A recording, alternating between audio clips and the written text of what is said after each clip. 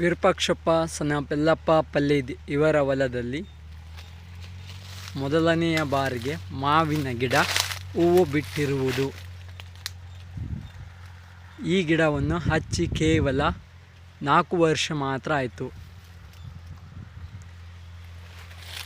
ಇವಾಗೆ ಆಲ್ರೆಡಿ ಹೂವು ಬಿಟ್ಟಿದೆ.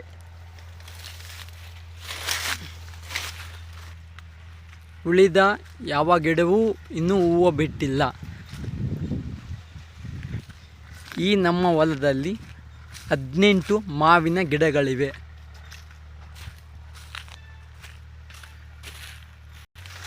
ಅದರಲ್ಲಿ ಈ ಮಾವಿನ ಗಿಡ ಮೊದಲ ಬಾರಿಗೆ ಪ್ರಪ್ರಥಮವಾಗಿಯೇ 4 ವರ್ಷದಲ್ಲಿ ಹೂವು ಬಿಟ್ಟಿರುವುದು. ತಳಿಶಾಸ್ತ್ರದಲ್ಲಿ ಎಷ್ಟು ವಿಸ್ಮಯಕಾರಿ ನೋಡಿ. ನಾ ಗಿಡವನ್ನು ತಂದು ಹಚ್ಚುವ ಮೊದಲು ನನಗೆ ಅರಣ್ಯ ಇಲಾಖೆಯವರು 7 ವರ್ಷದ ನಂತರ ಹೂವು ಬಿಡುತ್ತವೆಂದು ತಿಳಿಸಿದರು. ಬಟ್ ಇದು 4 ವರ್ಷದಲ್ಲಿ ಹೂವು ಬಿಟ್ಟಿದೆ.